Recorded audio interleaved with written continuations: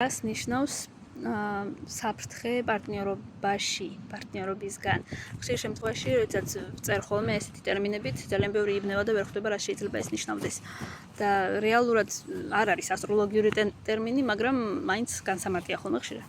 და რეალურად პარტნიორობა გულისხმობს ნებისმიერ ოფიციალურ ურთიერთობას. ანუ ისეთ ურთიერთობას, როდესაც ჩვენ გვაქვს სტატუსი.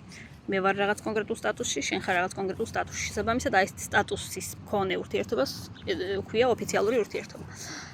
ამიტომაც, როდესაც არის საფრთხე პარტნიორობისგან, ყველა აღიქვამს, რომ ეს არის საფრთხე ქმრისგან, მეორე ნახევრისგან, მეუღლისგან.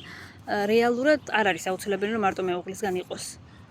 იმიტომ რომ ეს შეიძლება იყოს ნებისმიერი ოფიციალური ურთიერთობა. ეს იქნება საქმიანი პარტნიორები.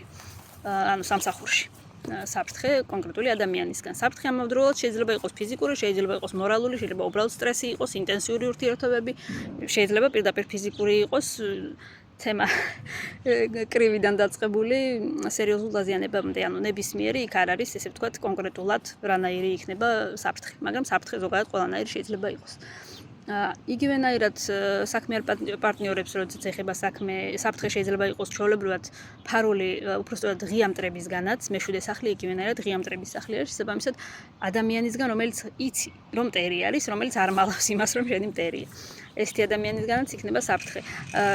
რა შეეხება ოფიციალურ საქმიან ურთიერთობებს, ეს ეხება თქვენს ექიმს, თქვენს ადვოკატს, თქვენს ვისგანაც მაგალითად მაღაზიაში ყიდულობთ ყოველთვის, როდესაც იმ ადამიანთან ყიდულობთ რაიმე კონკრეტულ პროდუქტს, ნებისმიერ ადამიანს, რომელშიც არის აი კონკრეტული დისტანცია და სტატუსი, ესე ვთქვათ, რომ მე ვარ მყიდველი, შენ ხარ გამყიდველი, ან მე ვარ მომხმარებელი, შენ ხარ მაგალითად ადვოკატი, ან ხარ ექიმი და მე ვარ პაციენტი, აი ნებისმიერ აი ესეთ ურთიერთობა, სადაც არის სტატუსი, აი ესეთი ადამიანისგან, ესე ვთქვათ, აქვს საფრთხე ამ ადამიანს და საფრთხე შეიძლება იყოს ნებისმიერი სახის.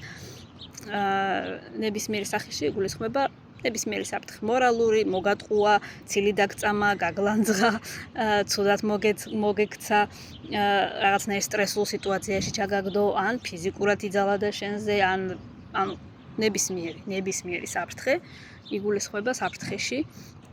და როდესაც საფრთხის დონე არის მაღალი, რა თქმა უნდა, სჯობს გაერიდოთ და სჯობს მაქსიმალურად იყოს ესეთი დამთმობები და ნაკლებად აპროვოციროთ, ესე ვთქვათ, ადამიანი, თუმცა ზოგადად ისეთი სიტუაციებიც არის, როდესაც დათმობა პირიქით უარესია.